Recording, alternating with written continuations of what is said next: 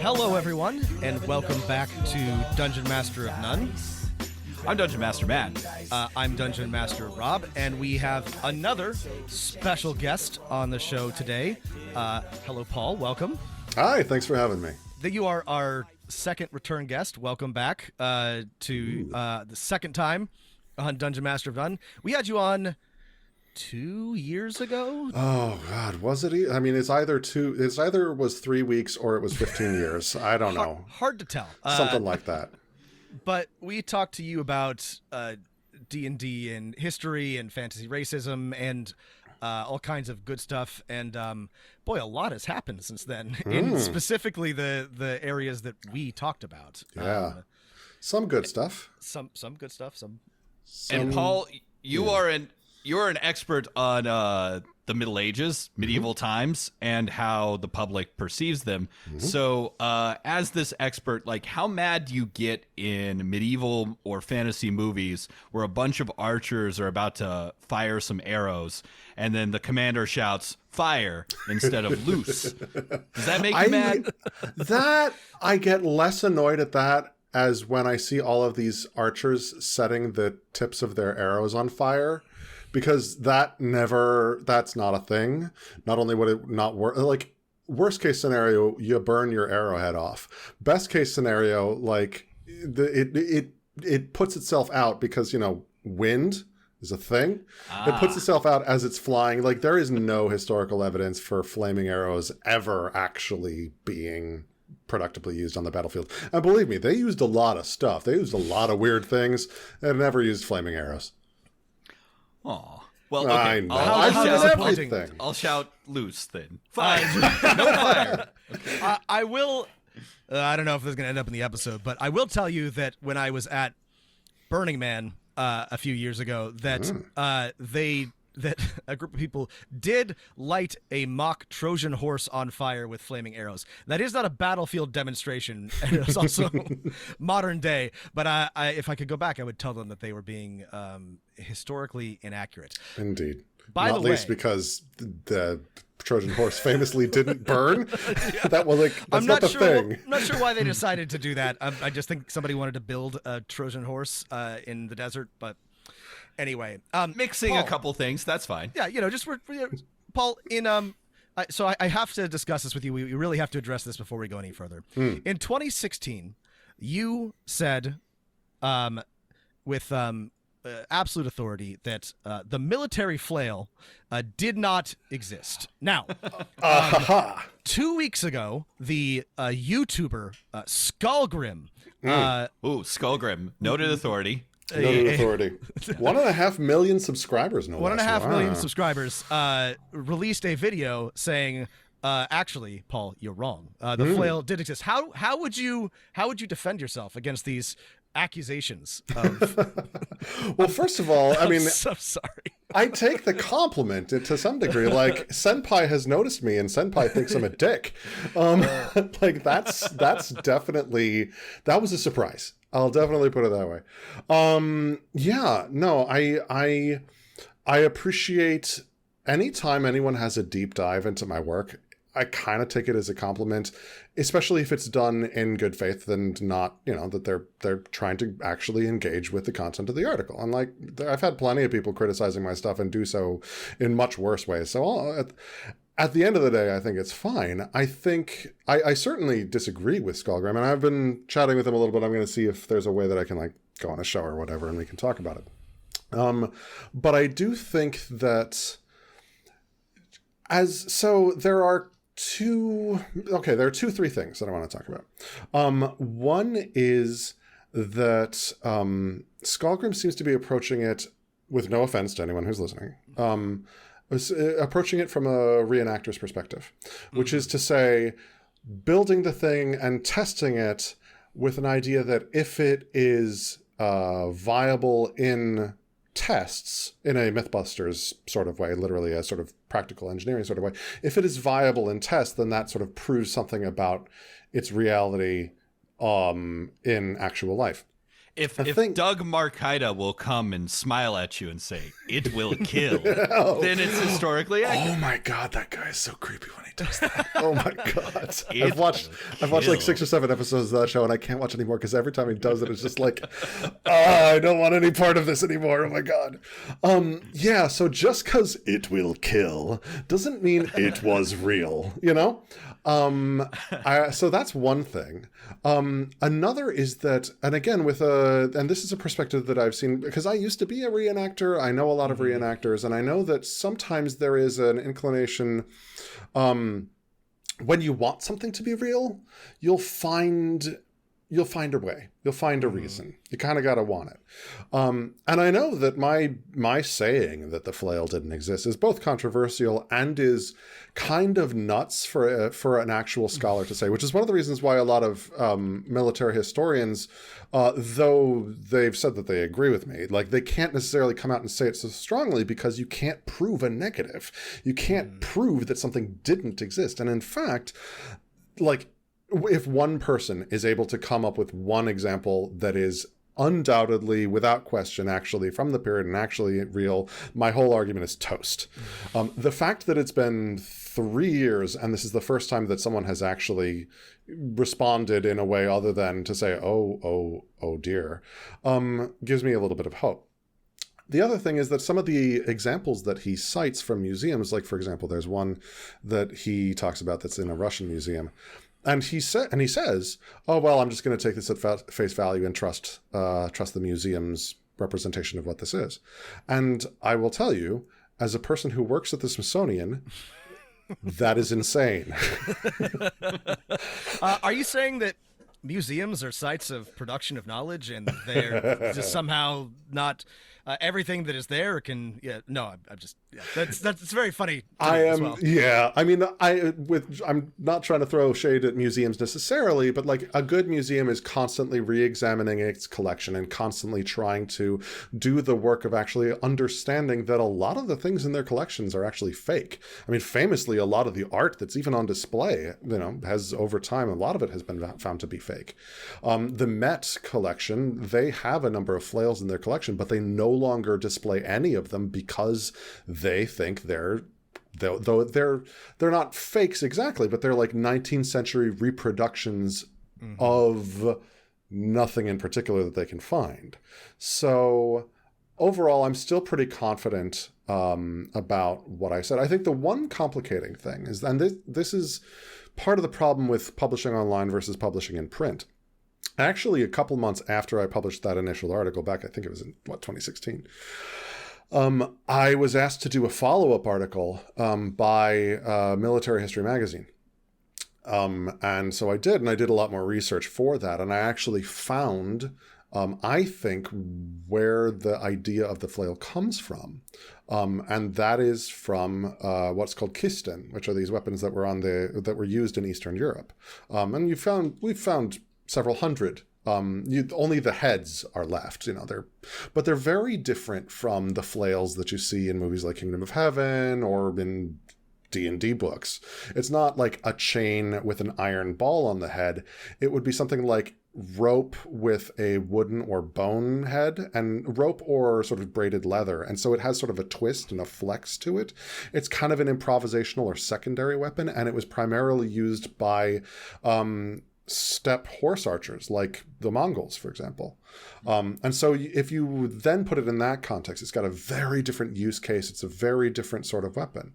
And my working theory is that this was something that the knowledge of this weapon was transmitted to Europe and so made its way into illustrations, but that the illustrators were putting it into a context that they could understand, i.e. as something with a chain and an iron head rather than something that was braided leather with a bone head.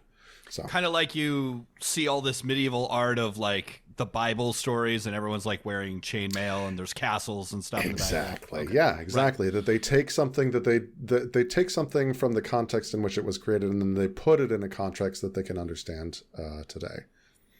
I was mostly having fun with you, though I really appreciate your explanation. My understanding of your article, which was very good, it was that this is a impractical weapon, and it's unlikely that it was used very often at all in in the way that is depicted right in medieval like tapestries or manuscripts or whatever, which is not the same thing as, like you just said, perhaps there were some analogous weapons wielded by steppe horsemen. I didn't watch all of Skullgrim's video. This is not really my reenactment is not my particular area of interest. What this reminds me of, though, and do either of you remember the Deadliest Warrior television show? Oh yeah, that thing. Yeah. So, yeah, like knight versus samurai. That's that right, old knight chestnut. versus samurai. So the way that knight every time, by the way. The way that they determined who would win was that they would run these, to me, absurd tests where they would sort of where they'd have somebody like hit like biometric gel dummy with with an axe or like an arrow or something, and then like measure the force of that attack, and then somehow calculate a bunch of scenarios where based on this, a knight strikes with X amounts of PSI and a samurai strikes with this, and therefore a samurai would win in 9,000 of 10,000 simulations. They would just run Monte Carlo simulations. It wasn't very complicated. It was just like they an insane had one way guy to who determine. could press that button on his. Just a stats bizarre way to program. be like, this is how you would win. I'm gonna okay. So again, not to throw too much shade, but I think I can throw shade at a TV show that was canceled 10 years ago. It's safe, I think. Yeah, probably 20 years ago now. Nobody's running any simulations. 10,000 simulations. There's not a person with a supercomputer sitting there going, "Oh well, if I adjust the metrics this way." No, that never happened. That was all made up. At least one of these guys, by the way, was found to be entirely like lying about his background in military service. So I think we're entirely justified in being skeptical of this, again, 10 years canceled TV show. But yeah. Mm-hmm. But will it kill? But will it kill? So we talked about flails. What about snail flails? No, wait. Let's not get too distracted here. What about flail snails? Yes. Flail snails. What about flail snails? What about the barbarian and the paladin? So we brought you on today to talk about everyone's two least favorite or favorite classes and some of their historical roots and abuses in the game, and maybe as dungeon masters, what we should do about them. We should start with the barbarian, because this was the first article, and you published this. There's going to be links to all of this, everybody, but you published this on the Public Medievalist, one of our favorite sites, full of lots of good stuff about D&D and medieval era in general. But you published this in March. Improving Dungeons and Dragons racism and the barbarian. And so we have a lot to say about this, but how would you categorize this particular approach, this article, what you were? Yeah, well, I mean, last time when I was here, it was based on another article that I had done that was looking at the quote-unquote races of Dungeons & Dragons, and looking at the way in which they were really replicating a lot of... They had the potential of really replicating a lot of problematic racism in the game. And there's been a lot of discussion about that in the intervening 2 years or so, where a lot of it has really centered around the figures of orcs. But I know James Mendes-Hodes has put out a couple of great articles on that. Graham Barber's done some really good work on that. But one of the things that I think that the community hasn't really been looking at so much is then looking at the character classes and saying, okay, if we are going to be looking at trying to see... I'd say for a theoretical, edition 5.5 or edition 6 for what they're doing, like what would I want them to do in order to make the game more inclusive and really strip out some of the racism that's kind of built into the game. And one of the first things I wanted to talk about when it comes to character classes is obviously the barbarian class. Because most of the time when people think about barbarians, you think about Conan. You think about, dude like WWE fighter, but with like a furry loincloth and a battle axe, like standing on a pile of enemies and, with a woman clinging to his leg. But obviously the word barbarian itself, let's start with a word. The word barbarian has a long awful history of being deployed, particularly by white people against people of color, as a way of describing them as uncivilized. As a way of describing them as uncivilized in order to justify to themselves and to the people of color why they are doing the awful colonizations, murders, genocides that they are doing. And obviously the word barbarian goes back much further than that. The ancient Greeks were using the barbarian to describe basically anyone that was not ancient Greek. The Chinese have a long history and a long, interesting history of the way that they regard people as barbarians or not.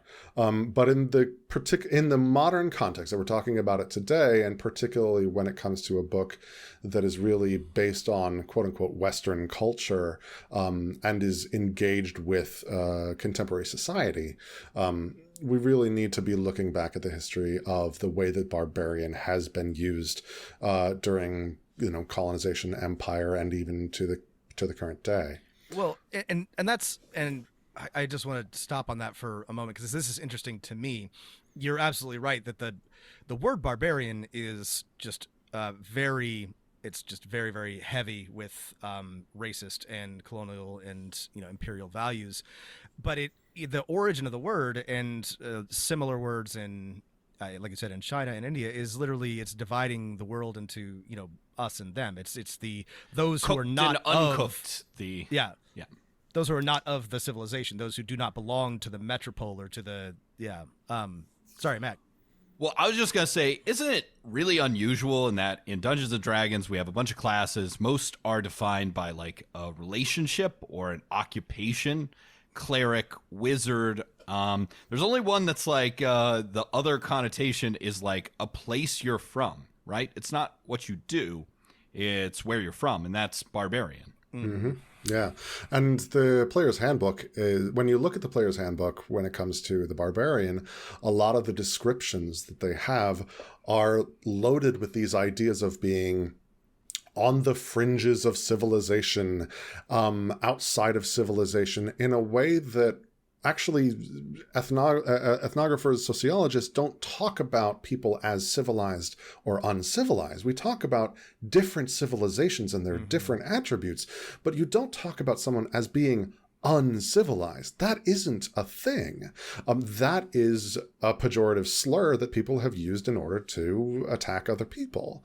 And so then even when you step beyond this idea of civilized versus uncivilized, you start to also get a picture of who the player's handbook and also the other core books of D&D are painting as uncivilized and what analogs they have in the real world.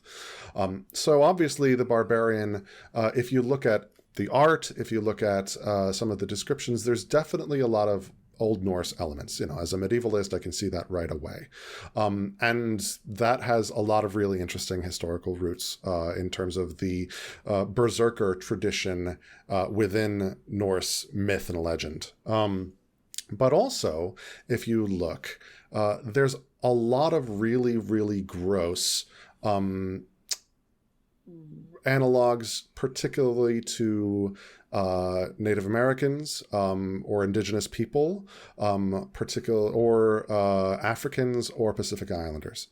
In a way and this goes way back in D&D. Like earlier today, I was going through the Complete Barbarians Handbook from 2nd edition, and I had to send Rob a screenshot of one of the like iconic barbarians is a blue-eyed white blonde lady in like traditional northern Great Plains Indian stuff, like with a painted horse. Oh yeah, I'm like, is this I was like, is this? She's the kind of girl you might run into in Coachella. I'm sorry. I'm sorry. Oh, no. She's one of the Nephites. She's one of the Native Americans. One of the. Okay, sorry. Anyway, underwater submarine. The European submarine people. Well, I mean, it's. This was so interesting. I had thought about this before, because the barbarian is now such a sort of universal fantasy or fantasy RPG archetype. You have them in Diablo. You have them in MMORPGs. Like they're everywhere. But that's the rage mechanic is something that is often a part of that, or often alluded to or represented somehow. But that's a distinctly berserker type of aesthetic type of feel, which is asterisk. Yes, yeah, and you write about this extensively because that's also sort of a misunderstanding in a lot of ways. But the problem with the barbarian that I have, and there's a lot of problems with the barbarian, and there's a ton of historical problems with the barbarian. But part of the problem with the barbarian as it exists is that it's mechanically kind of a mess, and it's also not a great class. Like Matt was talking about earlier, how most classes have a relationship, or they're a profession, or there's some sort of vocation, right? You are a person who does something, but a barbarian is either somebody from the fringes, somebody from the outskirts, and they are without fail somebody who rages. They are somebody who must, through one form or another, fly into some sort of battle trance, which is a little interesting in and of itself. But given the structure of the rest of the D&D classes, making this its own, this really feels. There are many things in Dungeons and Dragons that feel like vestigial, like legacies of older editions, and increasingly, I feel things like alignment and. But also, like, especially things like the barbarian fall into this category. They just it makes less and less sense the further we get from the origins. Well, yeah. Oh, sorry, the rage thing. I will just say the rage thing, right, is not super old in D&D. Well, it is super old. It's 20 years old, right? But it doesn't go back all the way. Barbarian was first like a fighter subclass. That's right.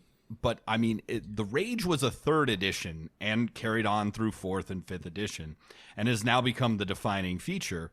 But what you were talking about earlier, Paul, in the earlier editions, the Barbarian, defined by all of the sort of just really terrible language that is used to describe non-state peoples, people from the fringes of whoever is doing the writing is there. There are people from the jungles, the islands, right? All that's in the earlier edition, even if the Rage isn't. Yeah. And I'll actually push back just a touch, which is that I don't think that the idea of a Rage Warrior class is necessarily a bad thing. I mean, the Iliad, in the Iliad, Achilles it's all about the rage of Achilles, and Achilles going forth and slaughtering thousands of his enemies based solely on his rage at the death of Patroclus, basically his lover. And there are other examples as well. You can find in the Arthurian legends, you can find instances where Lancelot went into an unstoppable killing rage, things like that. However, we have to acknowledge in doing so, if we're going to keep the rage, we need to be very careful with it, because this has also been the way that people of color, particularly people who have been colonized, have been described as fighting against the colonizers. If you look at the Boer War, if you look at the Zulu fighters, that the way that they are described is using these terms, especially the term savage, as used in D&D, savage attacker, savage, that sort of thing, that it is, on the one hand, the idea of a rage-based fighter isn't necessarily a bad thing, but it absolutely is a minefield, a horrible minefield, when you look at it within the broader context of the way that this has been used to paint huge numbers of groups of people and the way that they fight with a really negative light. And I agree that the tradition of the battle rage or the battle trance is one that exists in a lot of stories and a lot of traditions, and I would actually like to keep this in some way. To me, it feels like it needs to be just dismantled and built from the ground up. It's just the barbarian as it exists doesn't do what it intends to do, and like you said, it is saddled with all of this this racist baggage. If nothing else, language, but then more than that, the very structure of it. You very correctly go into detail about the path of the totem warrior, which is one of the core subclasses of the barbarian. And there were, Matt, you were going through some of the older editions. There was a totem warrior barbarian, or maybe it was a druid, but this is a thing that has been in D&D for a while. And Paul, do you want to talk about specific? I mean, our listeners probably will know, but if you want to go into detail about like why that's not good, yeah, yeah, absolutely. I mean, you probably already know what I'm going to say, but it's really gross cultural appropriation. It's really gross cultural appropriation of particularly the totem warrior.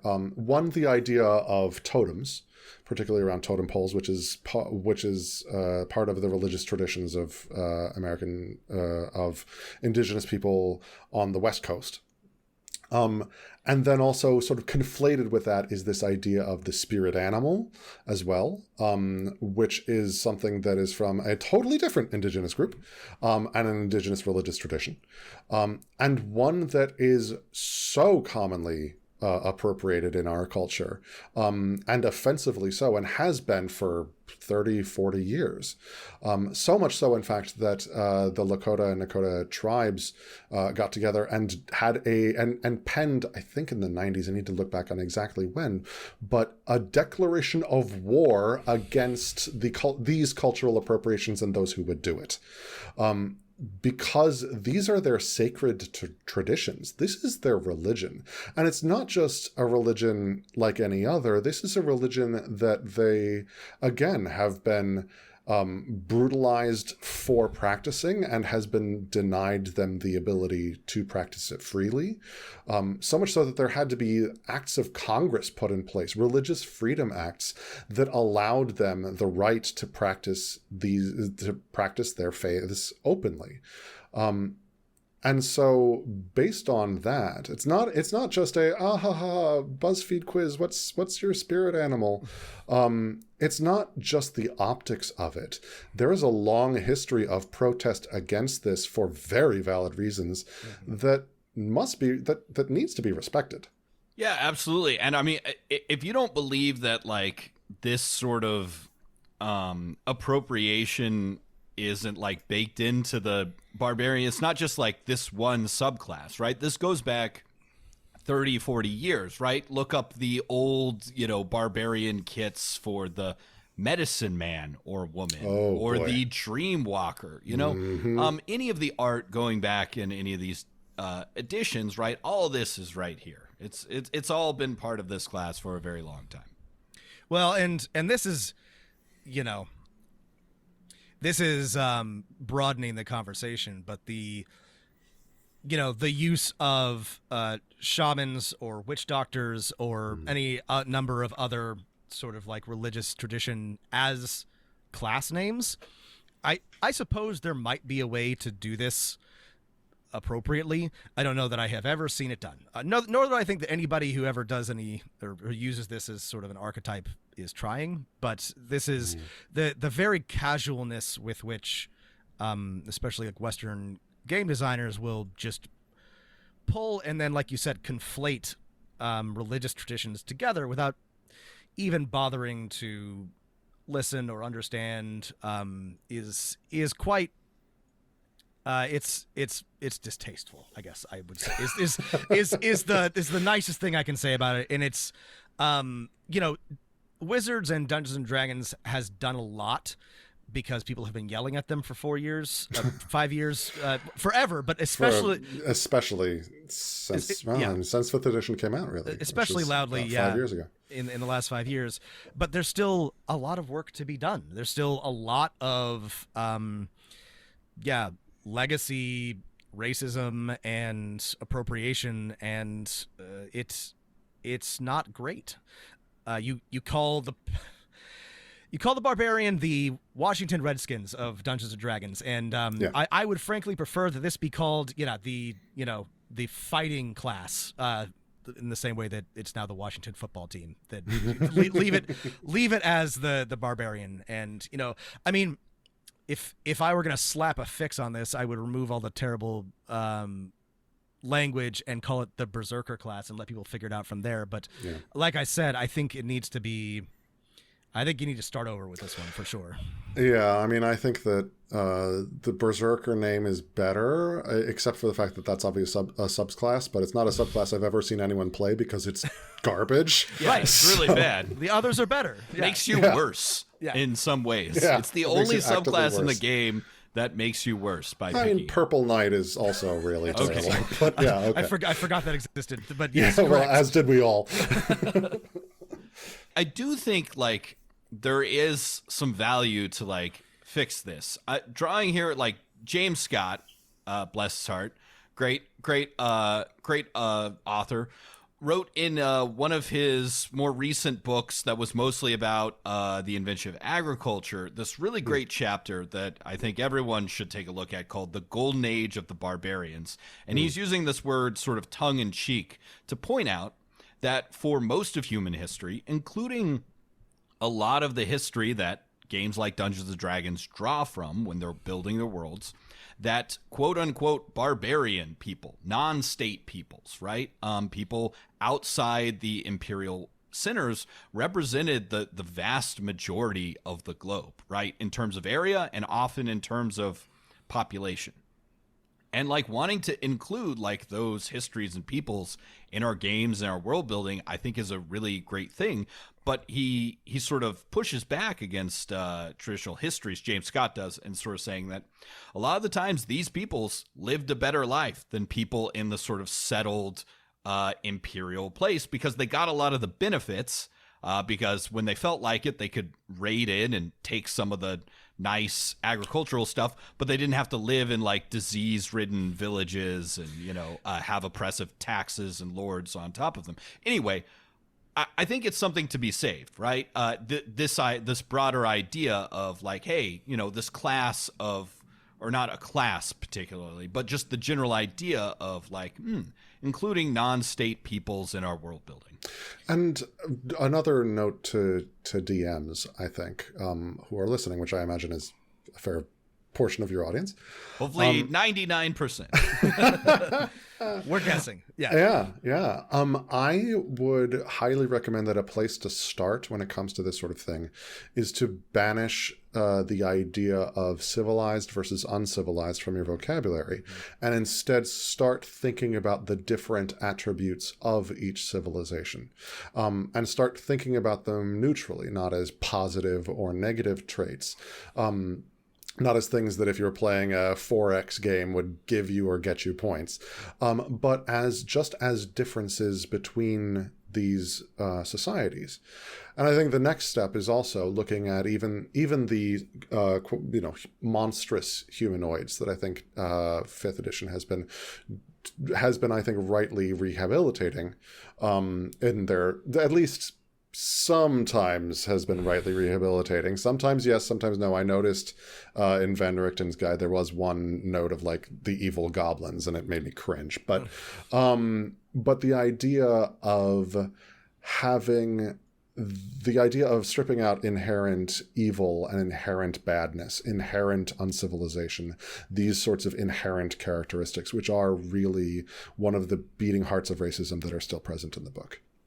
Well, and this is, and I think I've mentioned this before on the podcast, but I'm gonna own, my own ignorance here. But this is a good place to start, like you said. Exactly, this is baby's first historiography, is learning to understand, the massive bias toward quote unquote civilization in all of our historical record and the way that we talk about people. And then learning to try to understand people who lived outside of that framework and dismantling the idea of civilized. It wasn't until I got to college that I stopped using words like savage and primitive and things like that, because I didn't know any better. And I learned pretty quickly, but it's not something that's necessarily intuitive. But once you start to dismantle that in your mind, it opens up an awful lot of history and the world, and it enriches your understanding of the past in a very real way. And I think even putting that in your fictions. When I've recommended this to people, I've had some people push back on me and say, "Oh, well, isn't that just going to make it less fun and less interesting?" And especially as a world builder and a DM, I say, "No, it makes it much more interesting and far more rich and exciting if you start to think about these as people with differences, and really interesting and exciting differences, but not just this like lick of paint that says, oh, you're uncivilized and therefore I'm allowed to kill you and not feel bad about it." I mean, that's exactly right. I think this does, if anything, it makes it just so much more interesting. You know, the people who were maligned as barbarians, of course, they were people. They had rich and interesting and sophisticated societies, and they had traditions, and they had rituals, and they had stories of their own, and they were every bit as interesting, and often very much more so, than the people who called them barbarians. It's just that sometimes you have to work a little bit harder to get to that. You know, the history doesn't reflect it. And of course, as Rob has just pointed out, yet the history doesn't reflect it. It doesn't even reflect it in the like narrow case that Dungeons & Dragons presents the barbarian in. Time and time again, maybe not exactly in 5th edition, but in some of the earlier editions, the barbarian is always presented as, these are people who come from a place where no crops can grow, on the edge of wilderness, where they have no written language. Right. And then, of course, in the same examples they give examples of plenty of agricultural peoples, plenty of peoples with written languages, you know. It's like, okay, which one is it, right? It's obviously not going to be either, but it just doesn't even work with even the own examples they've chosen, right? The Vikings had a written language. We've got big writings of theirs. It's on rocks everywhere. I saw some graffiti of theirs at the Hagia Sophia once. It was cool. They could in fact grow crops in Denmark. Crops. You know, it's not actually a, you know, rocky wasteland. You know, that's not why they went a Viking. It's, you know, it's yeah. So anyway, I don't know if I want to get us too far afield here, but I do feel like, right, this class could be saved. I think you brought up a great example, like Achilles, Lancelot, right? Everyone wants to play a, you know, sort of Conan-style action hero or heroine, you know, someone who definitely has, is a tank, can take lots of damage, maybe has better senses than the rest of the party, you know, is really good at spotting danger and has great tactical awareness. Basically, like we have those today. They're like commandos, right? We have like people who are like good at that stuff. I feel like if you're like, oh wait, do I have to throw this class out? No, I mean, I think you can take some of the core parts of the class, rename a lot of it, redesign some of it, and yeah, you have something that people do really like. Well, you mentioned this in your article. You know, in the stories, the Norse stories, right? Berserkers are they're the guys that they're the Worf, right? They're the Worf effect. They're the big guys that got to get beat up. But like this is Worf. Worf is a berserker or barbarian in a sense, or just like the big guy. You're the big tough guy. You're the Rock. You're, you know, whoever. There's lots of stories where this is not a doesn't have to be an outsider, a, you know, somebody from the fringes of civilization. I agree with Matt. You reorient it towards, you know, rather than being a skilled armored fighter, you're a big, tough, you know, physical fighter, and that's how I would. Yeah. God, I hope that they redo this if they do a 6th edition. I don't know that I can do another edition with.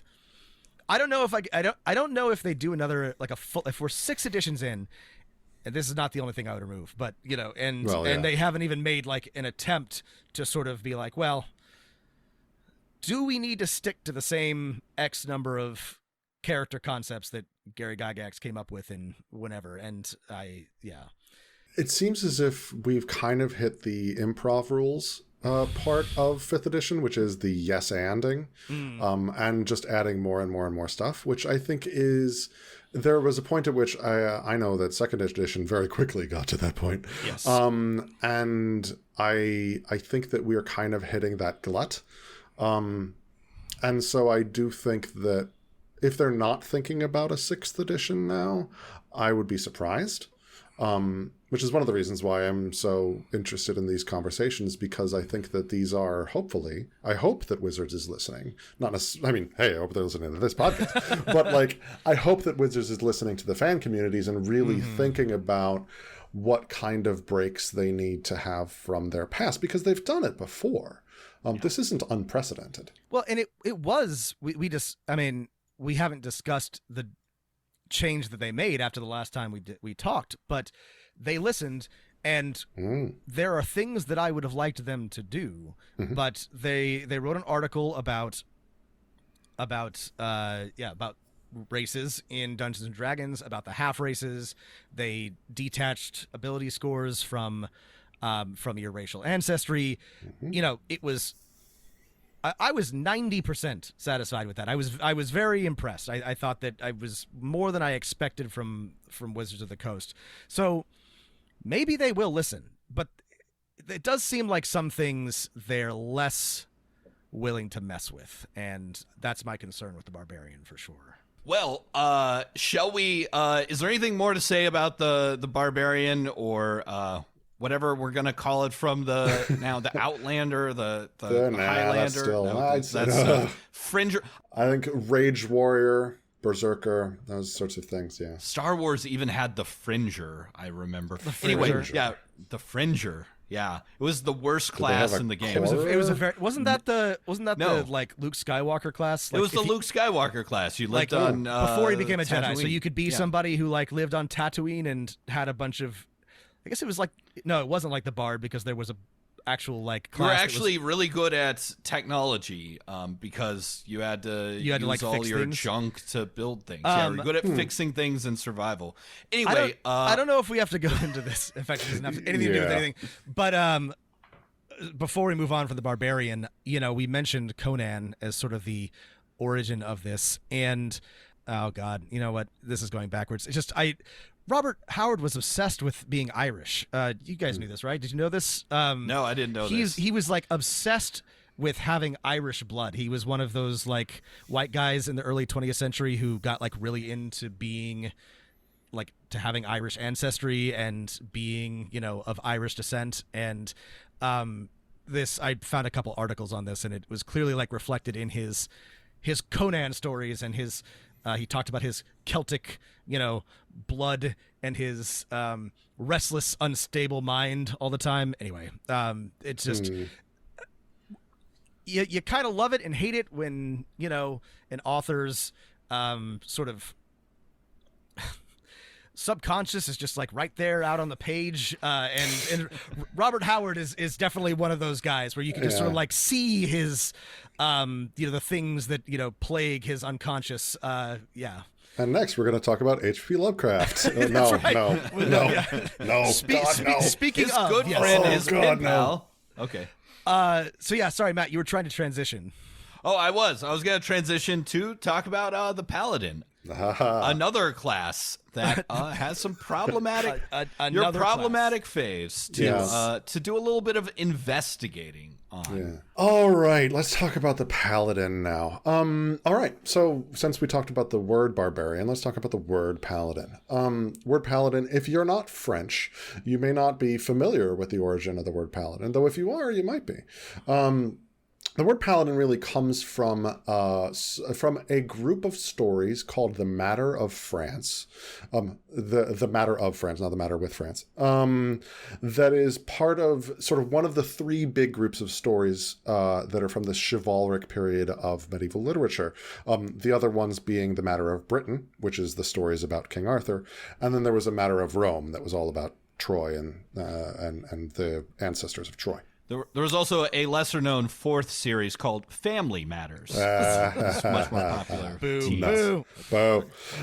Anyway, so The Matter of France is all about Charlemagne and Charlemagne's knights. Very similar, sort of analogous to King Arthur. But Charlemagne's knights were called his paladins, which roughly translates from knights of the palace. So they are his courtly knights. They are his core knights.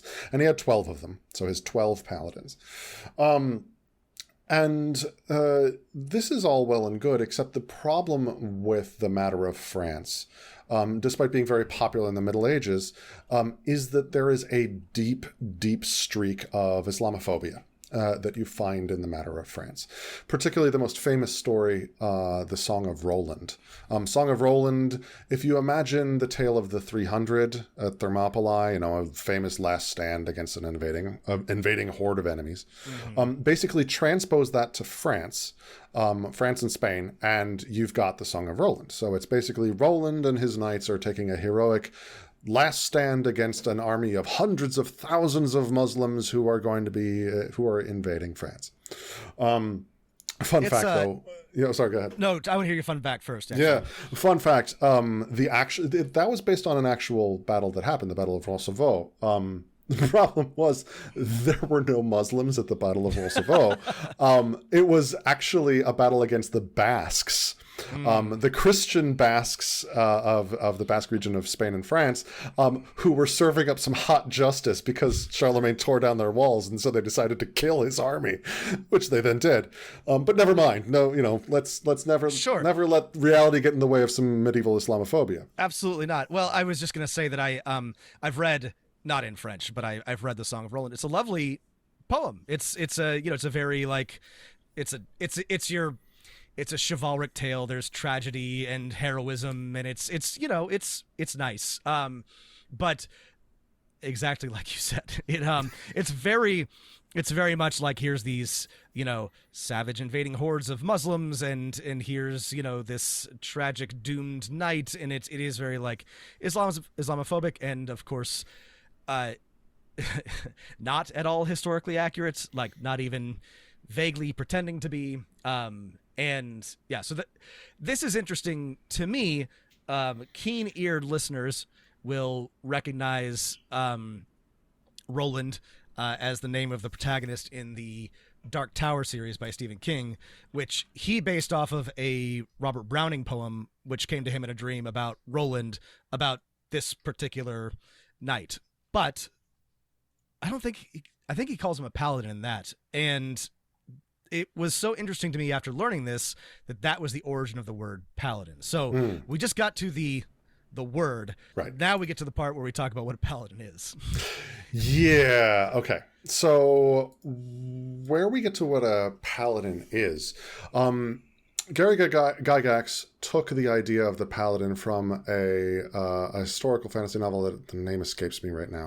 3 Hearts and 3 Lions by Paul Anderson. Thank you very much. Tried to read that in preparation for this episode, but it's so boring. I also, really bad. A long time ago, I took a crack at it, and no. It's very weird in that it starts off with like also very concerned with like ethnic characteristics. Yeah. Like a framing story where a guy is fighting Nazis, good. But then he gets transformed back to ancient Denmark, where the like free kingdoms of law are being invaded by the eastern kingdoms of chaos and fairy, and our very good Nazi smuggling or fighting boy who's been traveled back in time and becomes a knight, nay, a paladin. Has to work very hard to fight these evil monsters and not get too horny. There's constantly ladies, both good ladies and bad ladies. The greatest challenge of any medieval knight is to not get horny for ladies who are trying to make you horny. And he's about to get he thinks about getting horny. He's like, no, I'm not going to do it. And then he comes back to the present day. And that's the end of the book. Anyway, it's called 3 Hearts and 3 Lions, and it introduces the idea of kind of paladin as like a supernatural knight, or a knight with a magic sword. Right, a knight with a magic sword. And then when Gygax took it and added some mechanics to it, that's where you start to get things like they're able to heal the sick, they're particularly holy, they have the holy sword, they have the holy, you could summon a horse, I think, when it first came in, and that was a very big deal.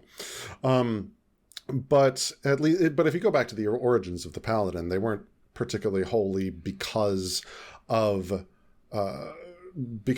having the ability to heal the sick or do anything supernatural like that. They were holy because they were killing Muslims, and so there is a sort of there's this weird conflict that's baked into the class which I'm still trying to puzzle through exactly, because it's the ultimate fusion, even more so maybe than the cleric. It's the ultimate fusion of violence and holiness. Well, it exactly is, and this has been the I'm sorry. I also think the Paladin's kind of a stupid class. I'm just like I'm putting my like, but ever since they finally like detached it, but it has always been lawful good. And again, alignment is stupid. But these are Yeah. This is a class that it can heal, but its basic mode of interaction is by doing violence. And that's, you're exactly right. It's this conflict between conflation, some kind of weird. Somehow you are holy through doing violence, which is actually not that. It's actually a very popular concept in a lot of history. I think whether or not Gygax intended this, clearly the Paladin has come to represent some kind of crusader, right? Yeah. It is a hospitaller. It's a Knight Templar. They really leaned into that in third edition and 3.5. Like there's the book of the Paladin subclass book has subclasses for the Templar and the Hospitaller and even an Inquisitor, which is itself, has its own set of problems. But they're all the oppressive society. There's this persecuting society of Christians against non-Christians or people that they decided to were heretical in some way. And the kind of the big problem that I have with it is if you look at D&D, you can be a religious character. You don't have to be a cleric to have a religion by any stretch of the imagination. And you can be a questing knight. There's the Chevalier subclass for the fighter. But it's only with the Paladin, really, the Paladin and the cleric, really, where you have a god effectively saying that the violence that you're doing is empowered by them. No matter what god it is. The god of peace is saying, yeah, go for it with the holy smite, that's fine. The divine smite, I'm all for it. And particularly that the Paladin is the way it works mechanically is that it is the sort of alpha strike class, right? Because you can hit and then you can plow into that all of your holy smites and rack up huge amounts of damage. I mean, I've seen the theory crafting threads on D&D Beyond, and it's like well into the triple digits that a paladin who's appropriately spec'd out can do. And so this idea that like God is behind my violence and God is enabling me to do violence, that the core of the class seems to be the divine smite. That's something that, and especially with all of this crusader imagery that comes along with it, I think it's long past due to be retired. I think that if you want to be a questing knight, play the Chevalier Fighter subclass, and that works perfectly fine. If you want to be religious with it, you can put that in the roleplay. That's fine. But to have a god saying your smites are like your attacks are going to do a bajillion more damage because of my blessing, it's just makes my skin crawl. Well, the Paladin, I think, has long been like maybe 80% of the D&D community's like least favorite class because of not because of that reason probably, but because of because of interactions at the table, right? The way it's designed, and that Paladins, at least in previous editions, uniquely among the classes had sort of, you cannot do X ever, right? You cannot willingly consort with Y ever, or you're going to lose your powers or something like that. And giving maybe the novice or intentionally bad role players license to be terrible to their friends at the table. Yes. And so lots of people have problems with it for that reason. It's funny, the two we're calling out, like the barbarian had maybe not to the same extreme, but like the rule of like no magic items for a long time. It also did have an alignment restriction for a long time. You had to be chaotic, and it wasn't. You didn't have to be chaotic anything, but you could not be. Oh, maybe you could be neutral. Either way, I mean, just couldn't be lawful. You couldn't be lawful, which again, this is again, do away with alignment. Be done with it. But you're exactly right about the way that religion is depicted in general, but also like specifically, these are holy warriors who are blessed by their deity to do violence better is especially, and what it does. I mean, this is a bigger problem with D&D and the existence of religion in general, but you're strongly encouraged, if you want to be a religious character or have any sort of religious affiliation, to be a paladin or a cleric if you want to be effective. And by the holy warrior it's an archetype, it's a story, it's a type of hero that you see a lot, but you do not, it is certainly not required that you actually have holy powers to be a holy warrior. And I think that I would argue, historically speaking, at least, the vast majority of holy warriors did not have any supernatural powers. That's right.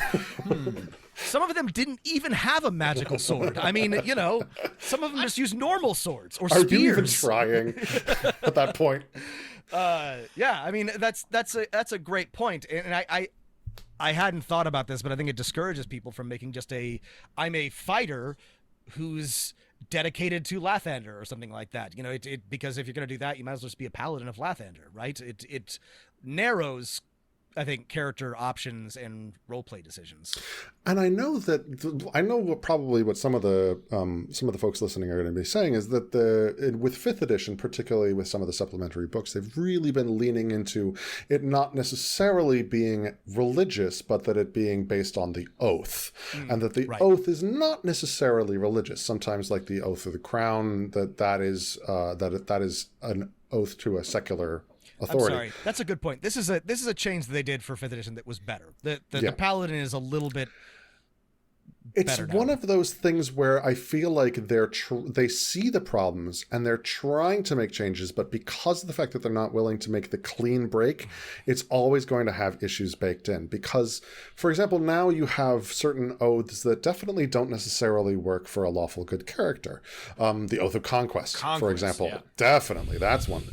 But then you have the Oathbreaker subclass, which is what happens ostensibly now when you break your oaths, which is that, like, when you break your oath, now you have like Dark Knight necromancer powers or something that you have, and so they've tried to keep the kind of paladin blackguard, duality, the holy warrior versus the like Dark Knight archetype, while then filling in other parts on the alignment chart in a way that it kind of becomes a mess, and it kind of becomes a mess. I'm all for having classes that have like role-playing components baked in, like the Warlock. And even if you want to talk about Critical Role, like the fact that they've had one of the characters in their most recent arc play a warlock who gave up his patron and then became a paladin to a particular god. But the bizarre thing with that was that that god also gave that character all of their warlock powers as well. And so it's like, wait, are warlocks just like clerics to something that's not a god? What? Well, what? I also have questions about what distinguishes a patron from a god, and I have many questions about the cosmology of Dungeons and Dragons and where you draw the line. But I mean, that's a great point. And you get your powers from. A lot of it has to do with where you get powers from. Yeah. Here are some thoughts on the like 4 quick thoughts of alternatives to the paladin that I've been thinking of that I just wanted to throw at you, Paul and Rob, and sort of see what you thought. Yeah. First is 4th edition. I think it actually did a better job of this than 5th edition. The background of a paladin is that through some magic ceremony, basically clerics created you. They took you, a regular person, and they said, we're going to give you some superpowers. Paladin superpowers. This is the Captain America thing. Right. What you do with them from here on is up to you, but we're picking you because we think you're going to be one of the good ones, right? So Captain America, okay. That's right. Captain America. I actually like that one a lot. Eberron, I like that too. I think, does an interesting job with Paladins in that it emphasizes that Paladins are not there to basically preach or do anything with real people. They exist only to fight supernatural evil, right? Actual demons and, evil undead. I'd also say maybe are Jedi a good inspiration for Paladins, right? They're kind of knights with supernatural powers that go around. They're kind of like a global or galactic organization, but I think they might be a good replacement. And then last but not least, Pathfinder has tried to do something different with this by renaming the Paladin the Champion. Oh yeah, that's right. I do like the Champion. It has some of the same problems, but it is released of a lot of its baggage and works a lot better as a class. The Jedi are a good analog, but they're also asshole, super cops. So I'm so yes and no. Like, yeah. I don't know, Paul, what do you think of any of those suggestions? Yeah, well, okay, I don't know Pathfinder that well, so I can't speak to the Champion, although I do. No, it does make me wonder the difference. Like, if you're a fighter and you win a tournament, does that make you a champion? But that's a whole separate thing. Yeah, I think taking the holiness out and scrubbing that completely, I think that's kind of what's needed. Because as you see, you look through the flavor text that's all over the player's handbook, and it's still got like divine this, holy that, whatever. Mm-hmm. And so I think if they wanted to lean into the idea of oaths inherently have power, I think that's great. But I think that the oaths should fundamentally change how the class works. I love the idea of the Oath of Redemption. I absolutely do not think that it goes far enough. The idea of playing a pacifist in Dungeons & Dragons, which is a game that's all about violence, I find that fascinating. And I find that awesome. And I find the fact that you can still do divine smites to get like 12d6 insane when you are supposed to be when you were supposed to be empowered to make peace, and so I think that this needs to be something that's more than just a name change. I think that it definitely they need to have a hard look at the mechanics and really look at the way that they're presenting this class, and just call it the Oathsworn or something like that. Like, again, it's fine. But have the core of it be some kind of divine, or not necessarily divine, but some kind of oath-fueled something that isn't necessarily all about dealing damage, that is much more keyed toward the specific oath that you've taken. If they do that, then great. But for now, it's this weird sort of hybrid of like what they clearly want to be doing with the class and what people have been playing with, and ultimately it's just a mess. Yeah, I like that approach a lot. I think in the world building I'm working on, I really like the sort of 4th edition idea of like you were created in a ceremony. They sort of 4th edition still leans into all the tropes of you are holy, you are righteous, you are fighting on behalf of a holy and a righteous cause. But I sort of like the idea that the paladin, or whatever it might be renamed to, is just a class of someone you've been created as a weapon or a tool for some purpose. Is it to defend a community or a church, or is it to go kill some things? And then what you do with your life after that has happened creates kind of interesting role-playing opportunities, just like the warlock does, right? Mm. Well, anyway, so I think I'd love to talk about what, from a historian's perspective, we all would actually like to see when it comes to classes and when it comes to, you know, a potential 6th edition. That might be a much longer conversation. But in the meantime, what do you think? So, given our criticisms of the barbarian and the paladin, you know, we mentioned some ideas for making adjustments or making changes, but to players or dungeon masters or people who want to avoid playing into potentially harmful tropes, what would you recommend? Different games, adjustments, things that you've done. Where would you start? Yeah. So when it comes to the paladin, I think that, much like I was talking about before with the one place to start with the barbarian, I think the place to start with the paladin is try as much as you can to divorce the powers from religion. That's like step 1. Actually, step 0 is make absolute sure that the people around your table and the way that you're presenting paladins are not connected to the way that crusaders have been portrayed in the media or in like pop culture, particularly but not exclusively the Templars. Like you look at paladins in other games and places that have no Christianity whatsoever, and they're always wearing that stupid red cross on their shirt, or like some slight tweak to the red cross on their chest. Just get rid of that completely. And I think that the idea of being devoted to a cause, and being empowered by that devotion to a cause can be a very powerful thing for people. I think the idea of dedicating your life to making the world better, is something that can really resonate with people in a really interesting way. But I would try with the oaths and with the roleplay, to put your paladins in situations where, in order to do that, in order to make the world better, it's not just about killing. It's not just about destroying someone else and lengthening the rest. It's about what we look around ourselves today and say, like, the way that we're going to be making the world a better place today, it's not just about pointing a finger at who's bad and destroying them utterly. It's about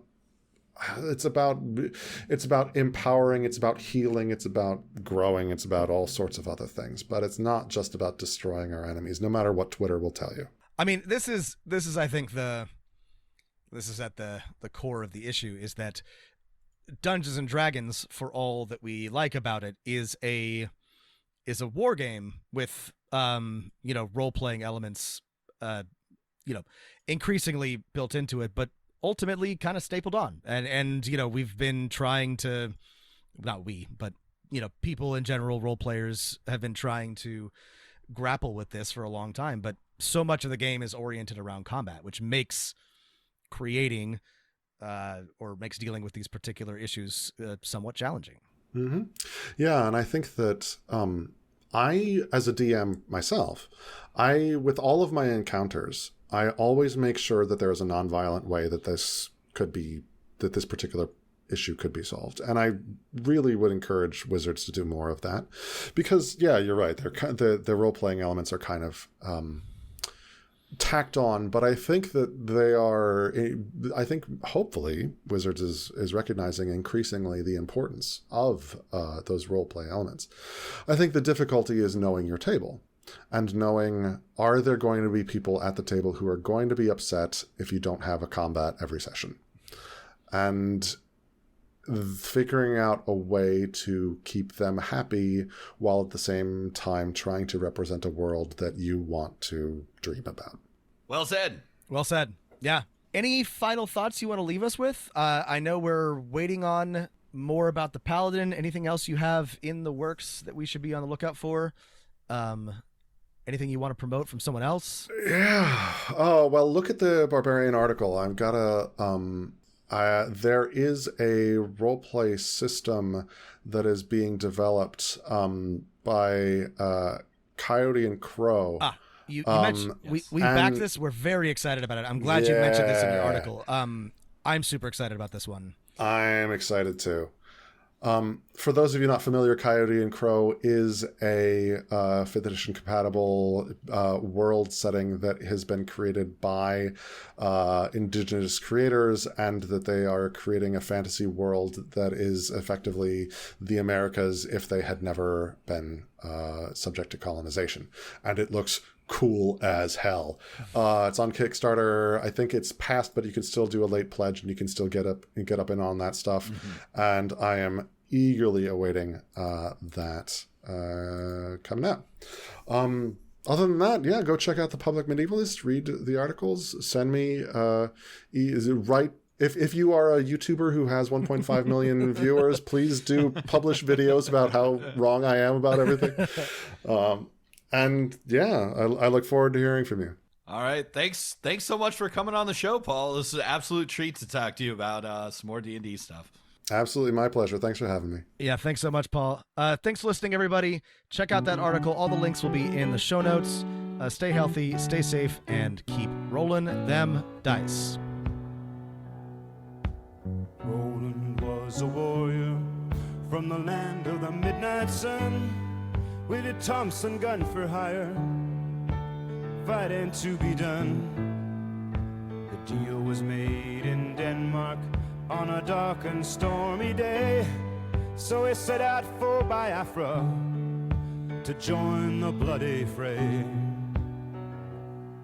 Through 66 and 7